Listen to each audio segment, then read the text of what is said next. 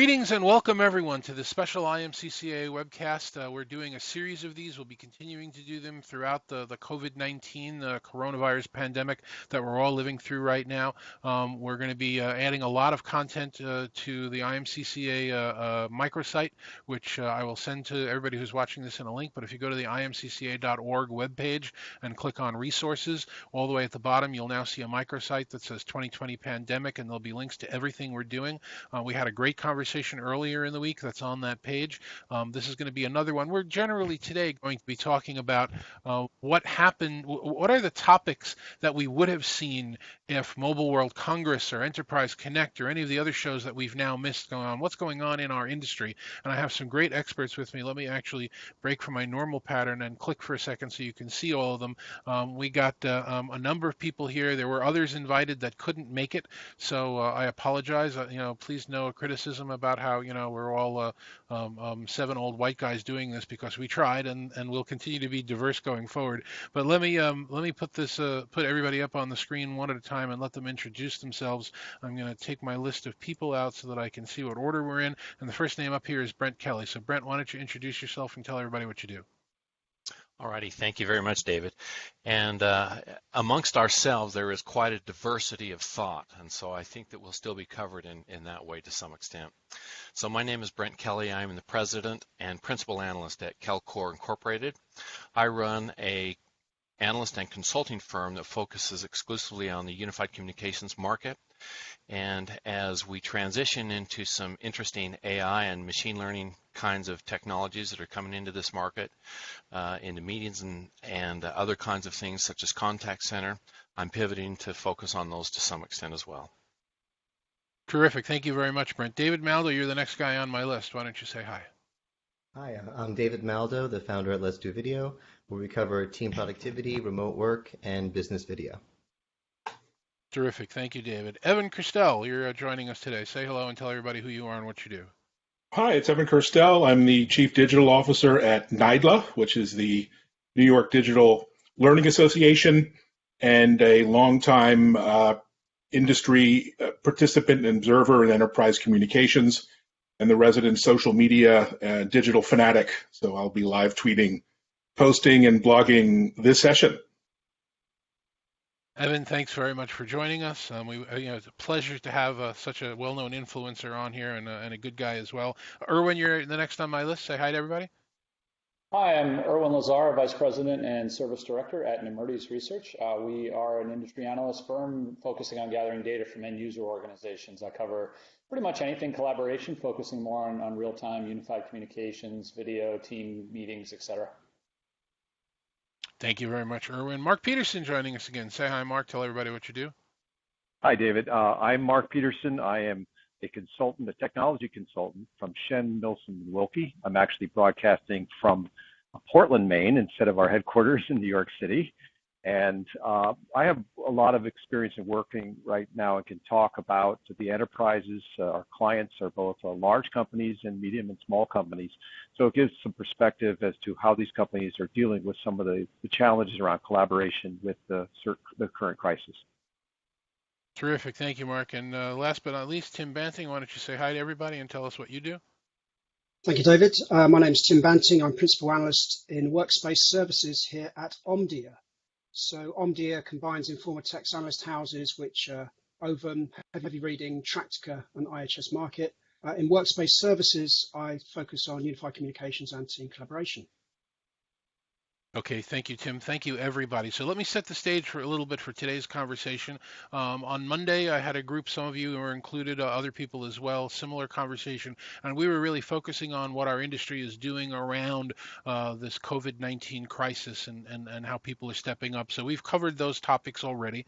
What I would like us to focus on, and also, by the way, Wednesday this week, we had a live virtual meal, one of the things the IMCCA is going to be doing every week now. Again, go to IMCCA imcca.org, click on resources and pandemic.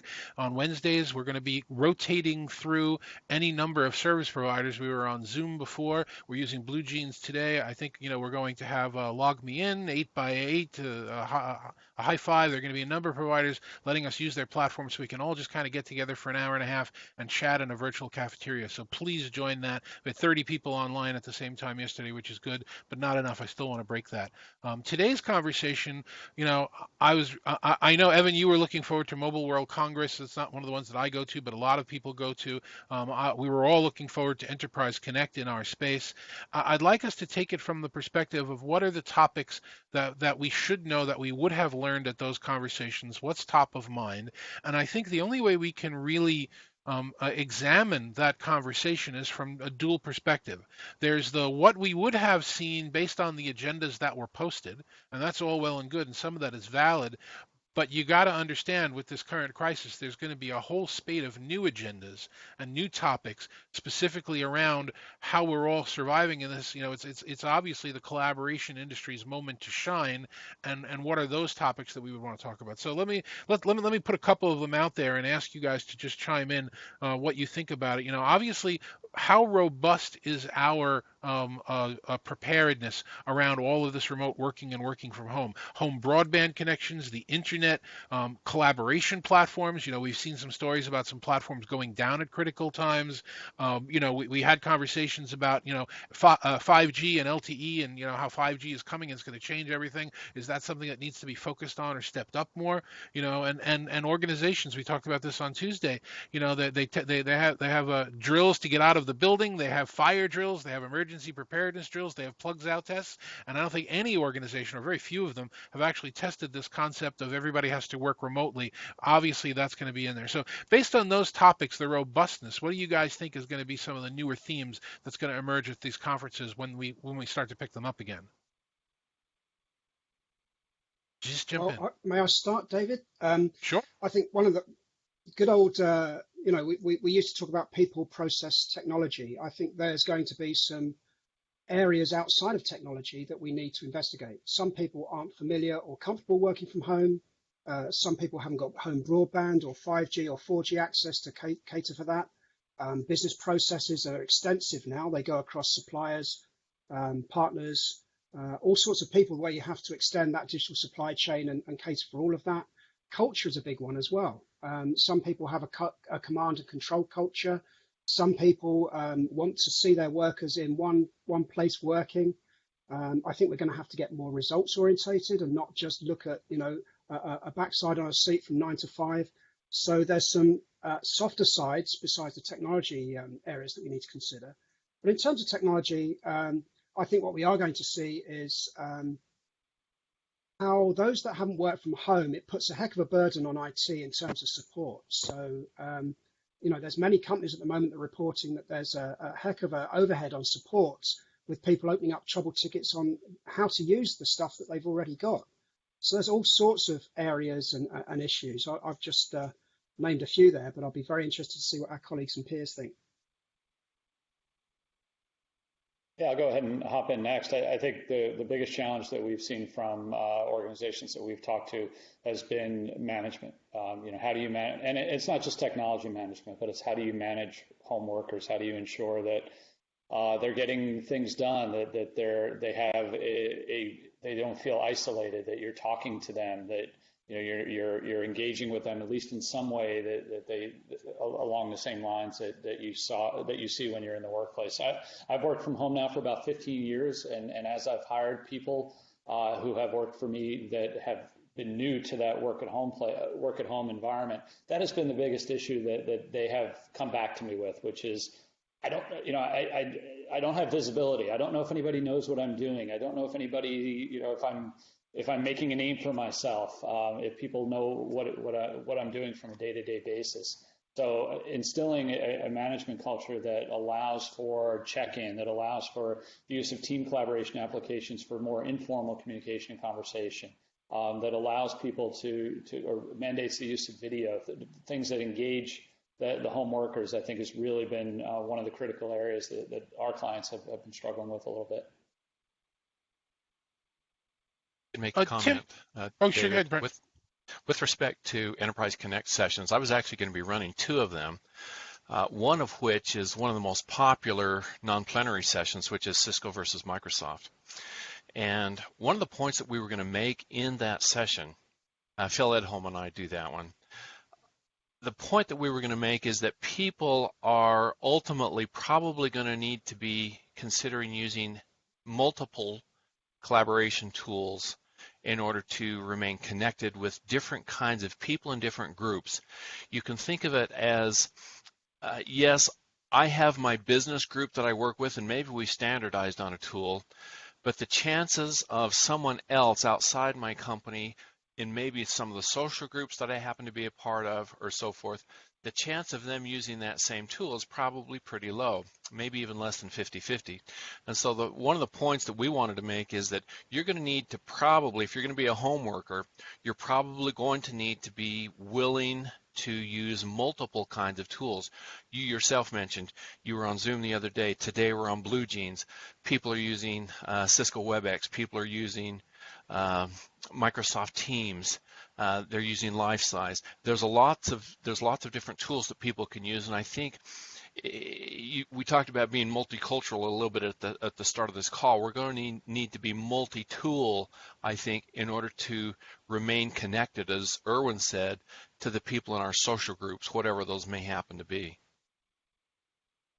Yeah, Brent, I agree with that completely. And let's actually examine just for a little bit what you were saying. I always look forward to the Cisco versus Microsoft thing that you're talking about. And we now have to add Zoom into that conversation. I don't know if you're going to put that into future things, but Cisco, Microsoft, and Zoom have all come out with an announcement late last year that they're all going to allow each other to cross-platform connect. Everybody's holding hands and singing Kumbaya. If I'm not mistaken, we haven't seen it yet.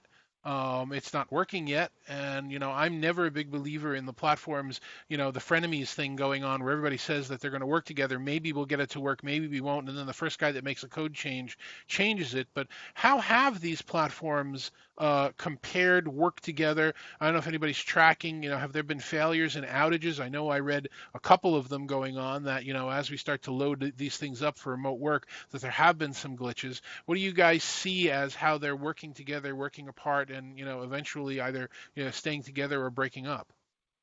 Yeah, I think that there's been some reported outages in Microsoft Teams. I think in Europe, I saw a report the other day.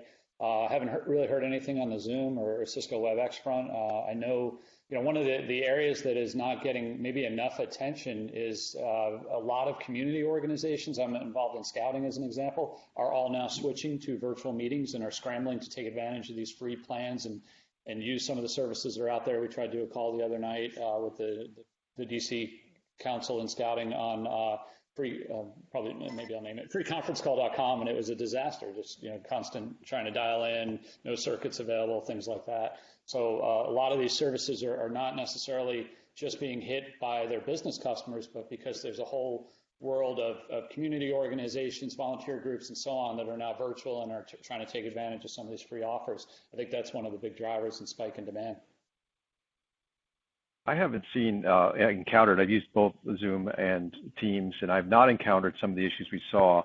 It was interesting to the note also, Irwin, about Zoom and when it's being used in a more open platform.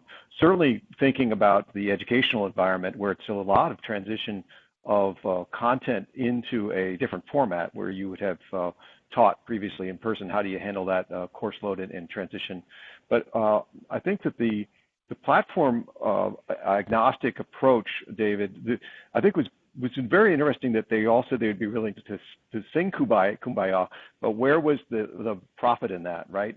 And I think it came from a competitive advantage that you were seeing with Zoom in terms of adoption rate, and therefore if there's a value proposition, there would be more effort. And right now I believe that because of what we're seeing in terms of capacity and demand, that probably we pushed out a little bit because it doesn't seem to be as important now is meeting the current capacity on the platforms they have. Yeah, to look for a bright spot, and hopefully I'm not wrong about this, but I'm not too worried about capacity. We are going to have some bad calls. It's going to take some catch up. There will be. call usage rates are going up exponentially. I've seen some charts from some vendors, NDA. It is unbelievable. On a day-to-day basis, they're breaking records and then quadrupling it the next day. So we will have some bad calls, but I think they'll be able to ramp up pretty quickly. One example from outside our industry, Discord. Discord is a chat, video, voice app. We don't talk about it because it's not business ready. It was made for video gamers. But it is bigger than all of them. It has 250 registered users, 60, 70 million that actually use it monthly. So that's more than Slack. That's more than a lot of the stuff that we talk about, maybe more than any of them.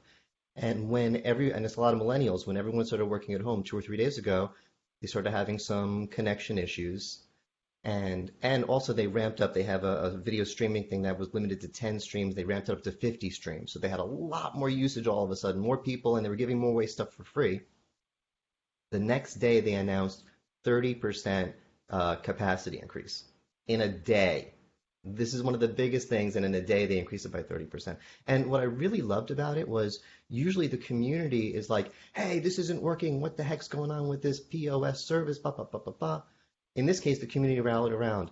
When calls started breaking on Twitter, they were saying, hey, we got your back. We'll wait. We trust you. We know you'll get it to work. We love you. And Discord was saying, we're on it. And it was it became an everyone coming together thing. But short version, I'm not, and I hope I'm not wrong, not too worried about capacity.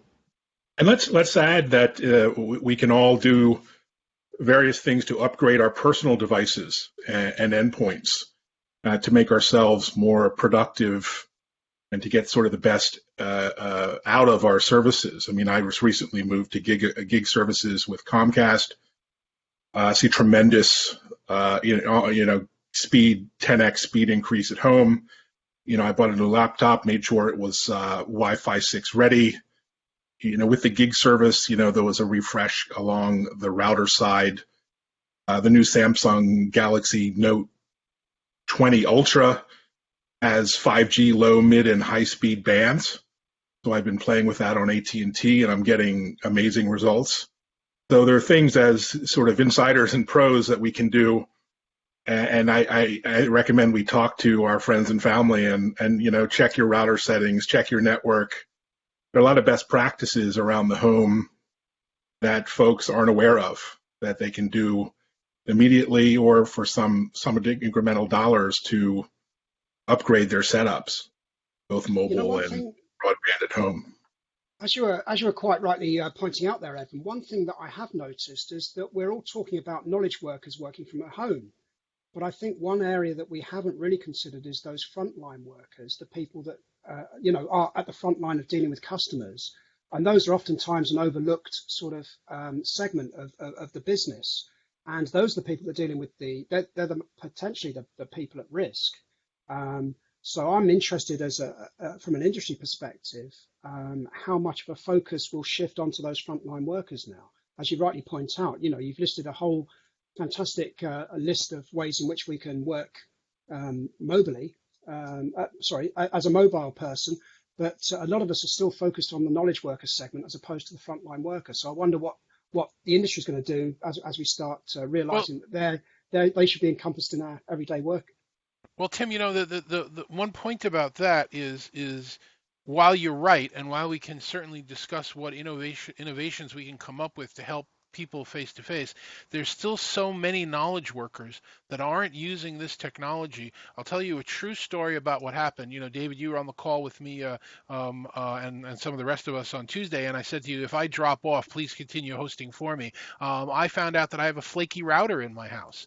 It's been going on and off for a little while, but not really terribly. I had to give it a hard reboot yesterday or 2 days ago. So I called. I use Verizon Fios at home. I have a 75 up and down. Really great service. I called Verizon, spoke to the first agent, and they said, oh, well, you definitely have a technical problem. Got to the second agent, who then started to send me a router. She gets it. She knows what it is. The spare router is here. I haven't put it in yet because that's a little bit of a complicated thing to do. I'll do it over the weekend.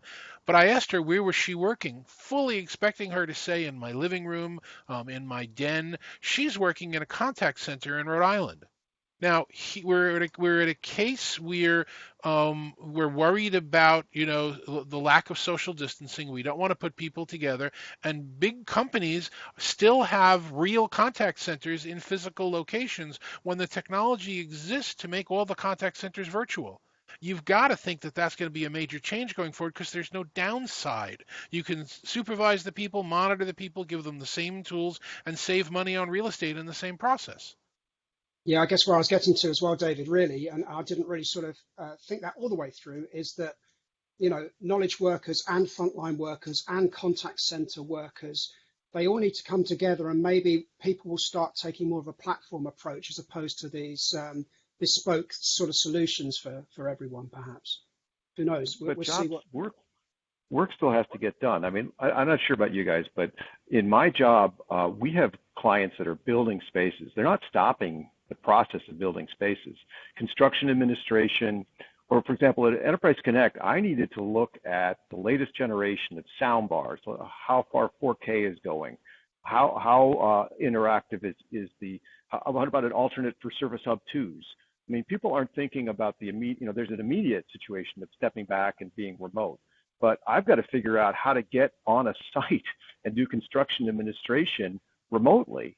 Because in order for companies to continue to be successful and not go out of business, it's still try to do the work as usual, and only a certain amount can actually be done remotely. And then at a certain point, there's physical expectations that so a lot of the clients I'm working with and my own company, we're looking at how to be creative to be in different places that we traditionally would have to be there, and someone may still have to be there. And Mark, there was. Are you saying telepresent robots are going to actually happen now?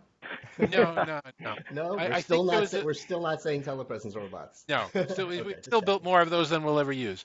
But I think there was a miss that I actually reported on at CES. I think it was 3 years ago, might have been 4, that there's now a prevalence of 360-degree web streaming cameras that you can drop into a site, connect to the internet, give it a secure URL, something with a password behind it, and now you can just move around on your screen and look at sites and zoom in and do everything. And I thought our industry was going to adopt that almost as content cameras to go along with rooms, so that we would be in a situation where if we were doing a video conference to a traditional boardroom, instead of having the cameras find the shots, there would be a way that we'd be able to actually look around the room based on where our head was going. Now, the industry didn't go in that direction. We went in a direction of AI and having the cameras be smart enough to know what's going on, which is great. But certainly for construction sites and assembly lines and places where you want to be able to say,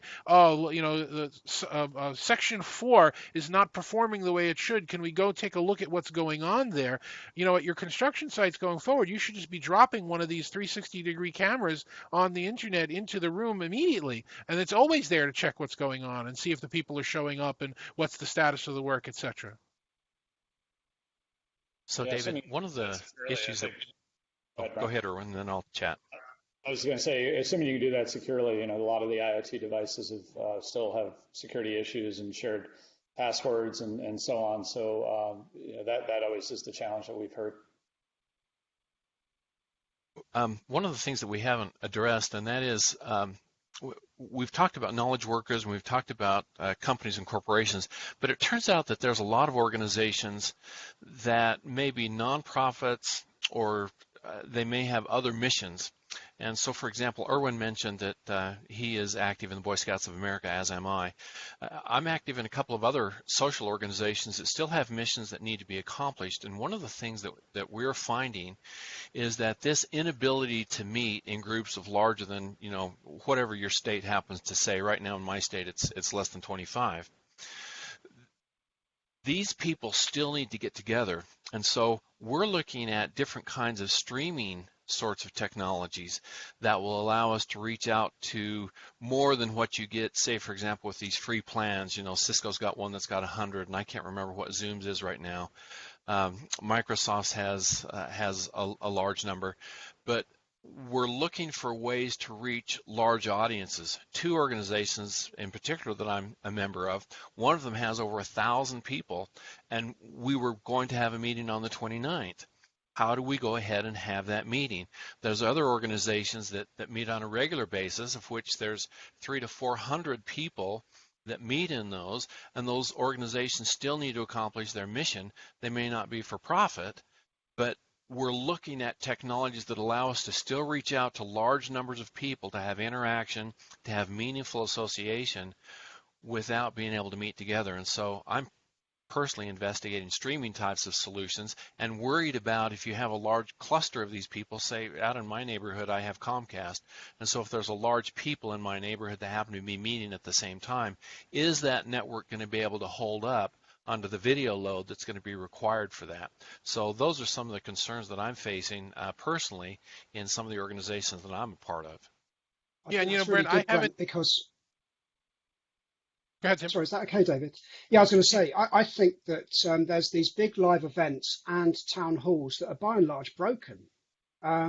Everyone's focusing on the ease of use for meetings, but meetings, if it's a very vocal meeting and people are worried, they need Q&A moderation.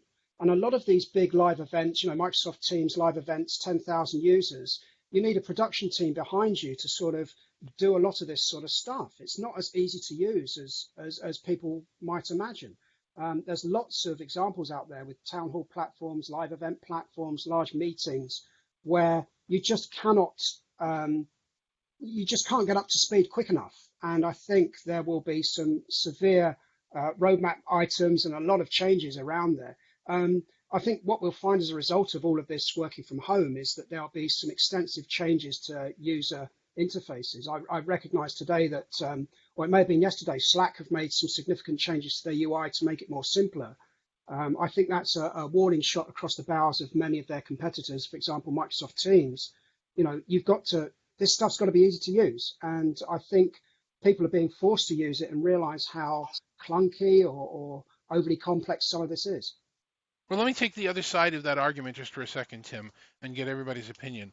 If you're doing a town hall or some type of event at your organization, one has to assume that event, in physical space, has a producer. It has somebody who's in charge of it, who's following the rules, who's making sure that things are being set up the right way, that the lectern is in the right place, that we have the right number of this, we have the presentations, we have all the rest of this. We can't just say, oh, we've canceled the town hall in person and we're going to do the town hall virtually, so everybody click here, and then not include that role of the producer. I used just to call one platform out. I did a Zoom webcast, did 2 Zoom webcasts yesterday. With the webcast, you can invite panelists, like we are right now, all panelists contributing, and you invite, participants, the viewers that are coming in. One of them we did yesterday, we had 95 of them. If you recognize a name and they're prepared to join and they say, I'd like to say something, you click them and promote them into a panelist. And I know most of the other platforms have ways of doing that as well. But that means I can, again, we're the tech geeks. We're the 1% of people that didn't have VCR lights flashing all the time. So we can probably, walk and chew gum with the technology at the same time. But most presenters aren't comfortable enough to be leading the conversation, leading the content, and leading the technology. You need to have technology people on there saying, oh, this guy's got a question, he's next, let's promote him. So I think that's a role that's going to become more prominent, is a town hall moderator, town hall producer that's going to be needed to use all these platforms. Yeah, it just needs to be simple. There's also a new skill set you need to develop as a streamer. I've been streaming on Twitch for 2 years now, and it is what town halls are like, because there's 2 things I'm doing. I'm not just presenting, like when I do a webinar, I have my bullet points and I have my PowerPoint. I'm presenting what I'm presenting, but I'm also watching the chat. That is the next generation of presenter. And there's a lot of back and forth, and you have to keep track of what you're talking about. I'm talking about this, but wait, we have a question in the chat right now. And it's not the way it used to be, where we keep the Q&A till the end. That's how you can't do a big town hall this way. People are interacting. You can't shut down the chat. You got to let the chat go crazy. And that means you need moderators in the chat, because if someone's saying bad things, you have to mute them in the chat. But it means as a presenter, you really have to be able to, it's a much more interactive way of presenting. It's a much more interactive way of, whether it's a Twitch stream or a town hall, the point is, it's an interactive experience now. You're not just saying, hey, company, here's the message. You're saying, we have some questions in the chat. Okay, I'm going to get back to this. It's a juggling act. And I'm starting to get it, but there are some people who are getting really good at it. And It's a new thing and something that a lot of us are going to have to develop. And that probably entails changing the way you create a presentation where you're thinking, okay, I've got a 30-minute webinar, now I'm going to speak for 30 minutes versus I'm going to have 10, 15 minutes and have time for interactive discussion, Q&A, et cetera. Exactly. One other point that if I could make is that, for example, I'm a member of I happen to be active in politics in my state, and I'm what we call a county delegate and a state delegate. Well, the county meeting has about 500 people. The state meeting has about 4,000 to 5,000. These meetings have to go on because your political process is essential. And so, David, Maldow, you mentioned that you've been doing this for 2 years and you're now getting to be really good at it. Well, these people have got to get really good at doing something. We can't even figure out how are we going to vote for these kinds of things. Who's going to be our political candidates for November in county and state races. There's some real pressing issues that we need some really good tools and some really good help in order to make sure that people are able to make those kinds of meetings happen successfully, even if we have to do them remotely. Isn't Brent what you're talking about? I think it isn't just the large events. And it isn't just, we're just becoming more obvious to us because of the remoteness. But in any facilitated session, you've got people that are more frequently talking, more likely to speak up, and then you've got people that are less engaged. In this case, maybe less on video, right? Even in our session right now. And it's really up to that facilitator and that leader to recognize the importance of reaching out and getting the contributions from people that be more reluctant. And I think that even goes into cultures. In our culture, we have no problem stepping on the toes of the last speaker, right? We're doing that all the time in this call. But in other cultures, they have to just wait until the last word is said in order to be able to step in. And so when you mix cultures, as we're doing with a much wider international collaboration, the recognition of cultural nuances really requires the facilitator and not necessarily the subject matter expert to have that right agenda, process, and means of allowing people to engage and contribute to be most effective. All right, so let me take this conversation in a slightly different direction. Staying on the overall topic that we went with, I had a conversation with I don't use his name, I don't mind, Ken Scatoro, who's one of the leaders at Yorktel, and he's working on an article for Sound and Communications ITAV report, which, regardless of the pandemic, I still have my deadline this week to get done. So he put something in his article saying that the conversations, and I called him about it because I didn't understand it.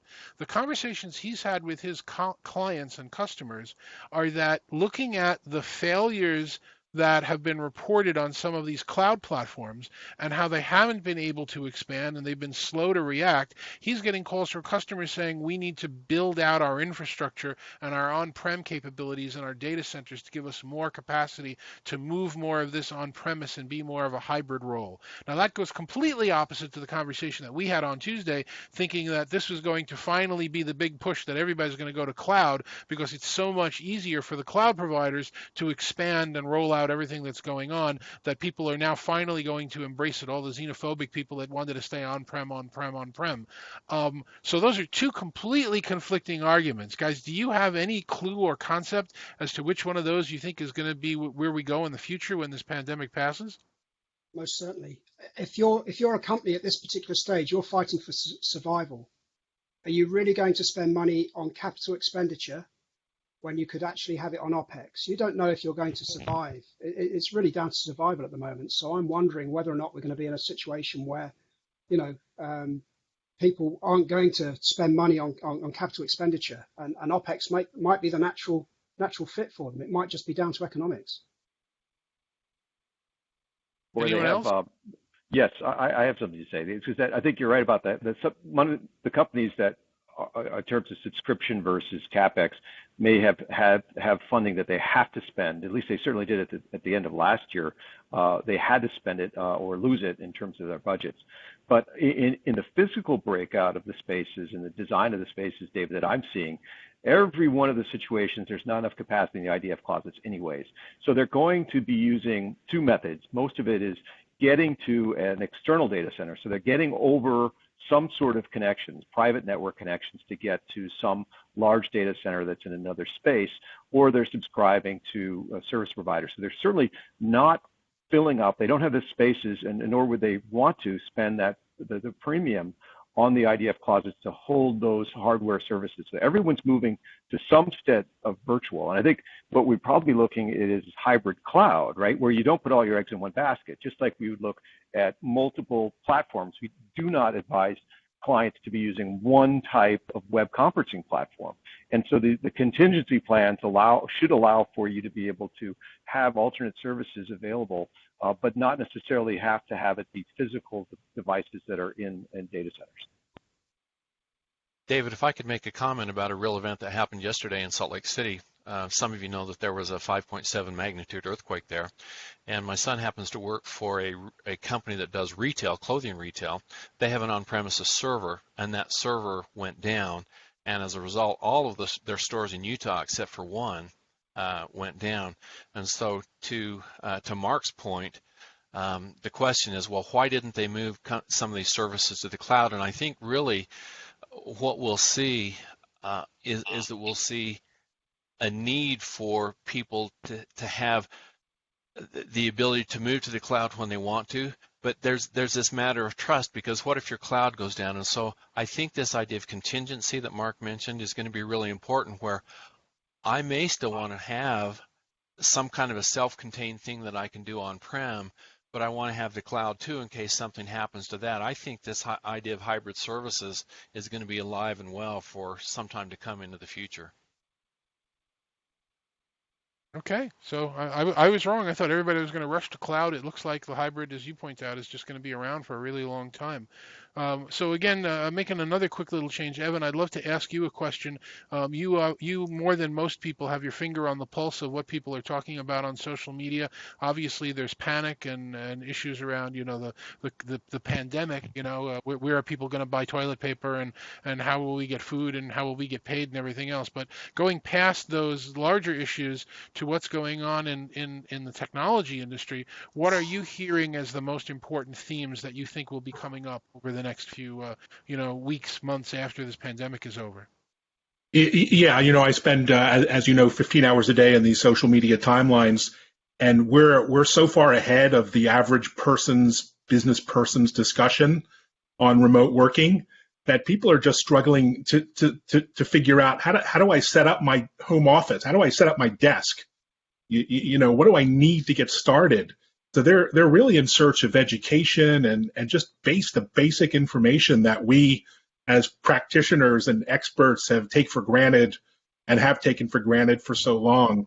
And I think that applies up the value chain, from the small business, the pizza shop owner who's exploding trying to deliver pizzas and figuring out how to keep in touch with his delivery people, to law firms and doctors' offices around the country that have suddenly gone virtual and have no notion of what that even means. So I think there's a lot of confusion and education that needs to be done, and best practices and tips and tricks and hacks. And that even goes up into enterprises, even large enterprises who we think of as being professionals at this.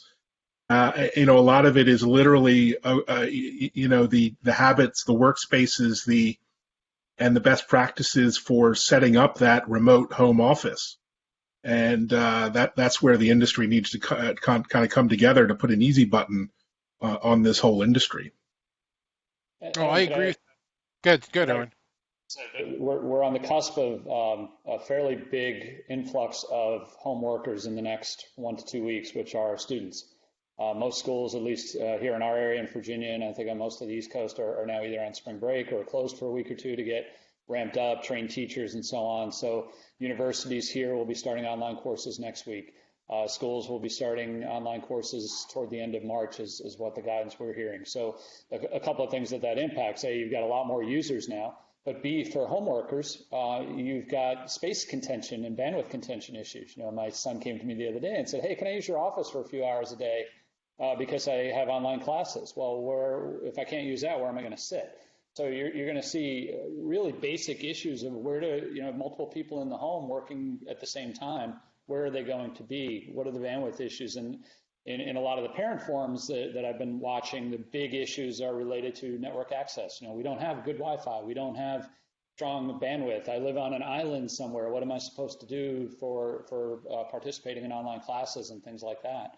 I think we're definitely, like Evan said, we're most of us have worked from home for a while. We're dealing with a lot more advanced issues, but I think you're going to see an awful lot of issues just at the basic level. And companies are going to maybe think about having their IT shops become support mechanisms for all of the needs of their home workers and making sure that they can get up and running. The point that you're making ahead, about schools and so forth. So my wife and I run another business, a chocolate manufacturing business, and one of our employees was telling us about their daughter who is now having to take school from home, and that's how the schools in my particular county are handling the COVID-19 situation. And she said that her daughter is just laying on the floor in tears because it is so difficult for her to do the homework and to adjust to this idea of having to do schoolwork remotely like this. And so I think there's a real big issue that's going to hit a lot of people, as you mentioned, Irwin, in a few weeks. How are we going to be able to do this effectively with people, and how are they going to adapt to this? Because not only was the daughter in tears, that made the mother in tears, and it just creates a lot of commotion in the household. So there's a lot of disruption, emotional disruption that's happening that maybe we don't really talk about or think about too much, but I think it's really going to be key and important, particularly if people start to try to use this technology for real for school. It's one of the advice pieces that I gave in my recent blog on LinkedIn that on Facebook today, one of my Facebook friends posted a layout of their house, the rooms and everything on a little blueprint, and said, I'm working on my weekend travel plans, where they're going to be in the office. I think one of the keys around doing this is not technical, is that there needs to be a designated place for everything. Again, I've been a home worker for 2 decades now. Everybody knows that when I'm down at my desk, I'm at work. The only ones that don't respect that are the pets, and that's okay. We've had some pet cameos on this call today, and that's fine. That's humanizing. But they know that I'm not going to answer the doorbell when I'm sitting at my desk. They know that I'm not going to answer the home phone when I'm sitting at my desk. I'm at work now. Now, when I'm upstairs and watching TV or having a meal or talking with my family, and I get a call on my mobile phone or a text, and I answer it at work, that's fine. I'll do that when I'm out. I'll do that wherever I am. Staying in touch with your colleagues, being there for them if they need you. But when I'm at work, I have a spot to go to. So most of these homes, as small as they are, they're going to, and as silly as it seems, they're going to have to designate spaces that this space is where mom works. And when she's sitting there, we need to know it's like she's in her office. And this space is where the son or the daughter is doing homework or schoolwork. And when they go there, they're in school. And when they're not there, they're away from school. And if they need breaks, that's fine. But even if you're going to have to set off sections of a table or multiple little Parsons tables or sitting on boxes in certain rooms, you're going to have to designate spaces to do all of the work. That's really the only way to handle it. There's a little problem with that, though, which is in the younger generations, their hobbies are the same space as they work. Even me, and I'm not that young, this room has my computer. All of my hobbies are on the computer. My guitar connects to the computer. My friends are in the computer. My high school friends that I talk to all day in the computer.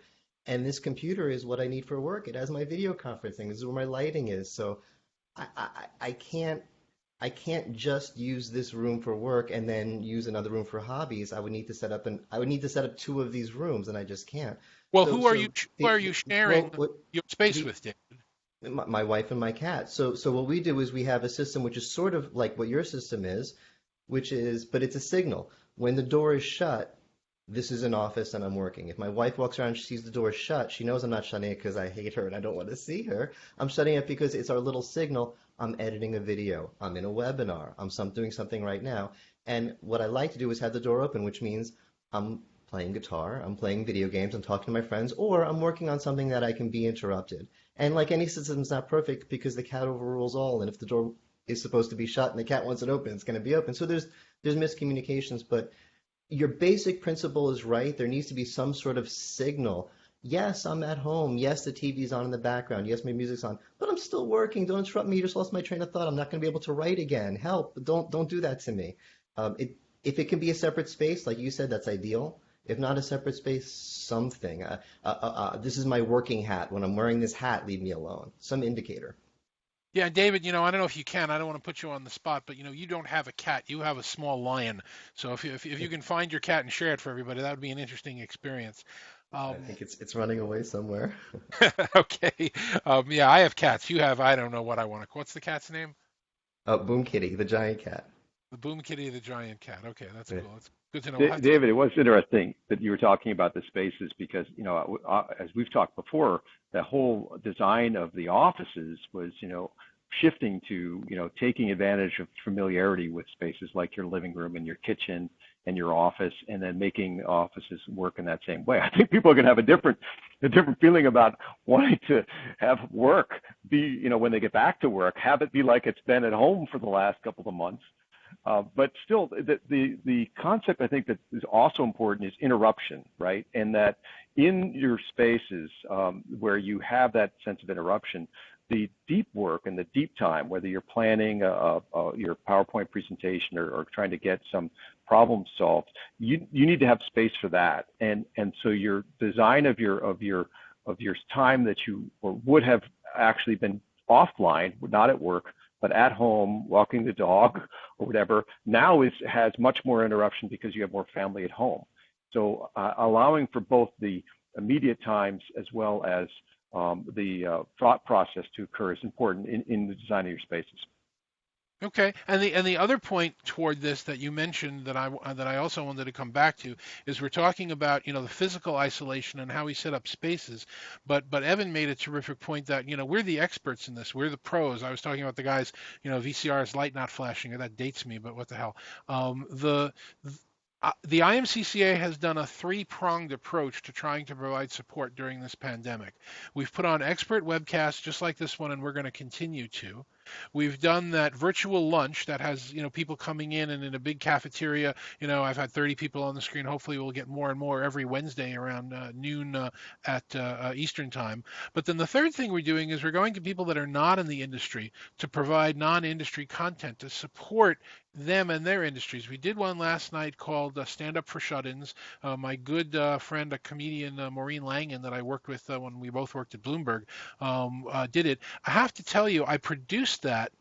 It's a completely different experience from connecting 5, 6, 7 industry analysts that always work from home and are familiar with the technology to connecting 5 comedians around the world and getting them to use a webcast that's simple and works. We were on the Zoom platform. It all worked. But how do you describe, look, you need to put on your earbuds, even if you're using the mic in the computer, because you want to be able to make sure there's no echo. And here's how you raise the screen. And here's how you look at the Q&A panel. One of the people on that call yesterday opened the Q&A panel, maximized it, and lost the conference because it was behind, and they thought their computer broke. So there is going to be this learning curve, even with the tools that are easy for us to use, that people have never used them before. And that, I think, is one of the things that's going to come up in industry conferences, a long way to get there, is how important not only pandemic or work from home planning is, but how important this user adoption training is. It's no longer going to be something we can do as optional. We've seen that the companies that use specific adoption plans get a hockey stick in terms of how the technology is used and really get a lot of money, but it's always been optional. Now I think you're going to have to take an online learning course so that you make sure that everybody has done this before it's a crisis and they need it for the first time. What do you guys think?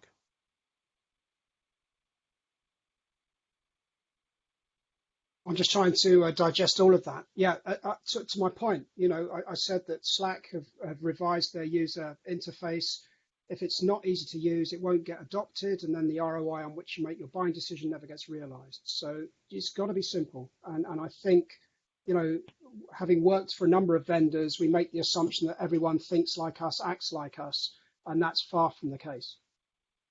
Yeah, I agree. It's simple to use and simple to procure. And I think it's one of the, if you look at why Zoom is so popular, it's easy for anybody to go out and get a basic license, 40 minutes, 100 participants, I believe, and it works. And then you don't really have to spend a lot of time getting people up to speed on it.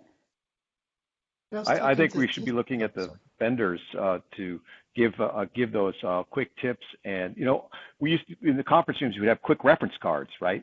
And I would think that there would be an opportunity here, David, to have some of the vendors put those cues up and provide some of that self-help. Zoom is very good at providing information for their users, but the end user adoption, as you mentioned, is absolutely critical. And I'd expect that may be a competitive advantage as providing that as an extra add-on for the service providers.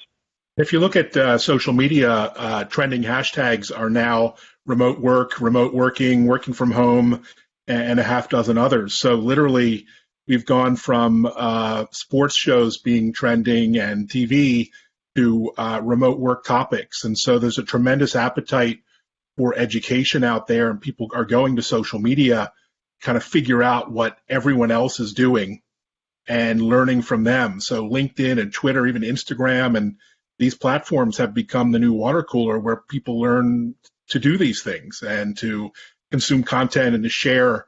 And so, personally, my social profiles just have been up a third in the last week just because people are hungry for information and for tips and tricks and best practices. So, it's the old adage, share what you know is more important than ever.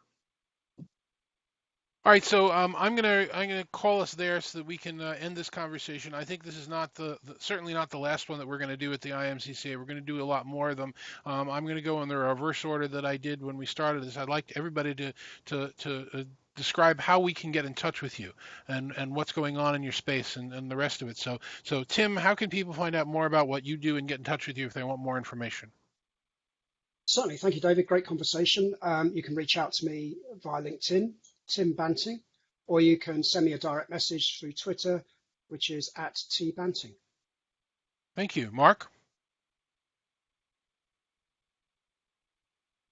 Petersen, are you there? All right, I think Mark's muted. Yes, I am sorry. I was muted. It's mpetersen@smwllc.com or mlpetersen.com. Okay, great. Thanks, Mark. Irwin? Yeah, it's best way to reach me is IMLazar on Twitter. Okay, terrific. Thank you. Evan? And as you can imagine, it's Evan Kirstel, Kirstel on Twitter. Thank you, Evan. David? Let'sdovideo.com or Let's Do Video on Twitter. Okay, and last, Brent? I can be reached at kelcor.com. That's my website, kelcor.com. And my email is bkelly@kelcor.com. Terrific. Gentlemen, thank you all very much. This is a great conversation, a lot of terrific topics. I'll be inviting you back, for more of them so that we can continue to explore these topics and provide it as a resource to people working. Maybe our next topic, or one of the next topics, should be that we actually do provide some specific instruction around people working from home and see if we can maybe get a couple of slides put together around how to do that. I'm David Danto. I'm Poly's Director of UC Strategy and Research, and I'm the IMCCA's Director of Emerging Technology. And I got a few more hats, but I'm not going to bore you with them. Go to the IMCCA website, imcca.org, click on resources, IMCCA TV. That's where you'll see this and other webcasts that will help provide education for you. And also under resources, there's now a Pandemic 2020 where you'll be able to do that. Please join us for our next virtual meal on Wednesday. We're going to be highlighting various platforms that are doing it. And for everyone at the IMCCA and the industry, thanks very much for joining us, and we'll see you shortly.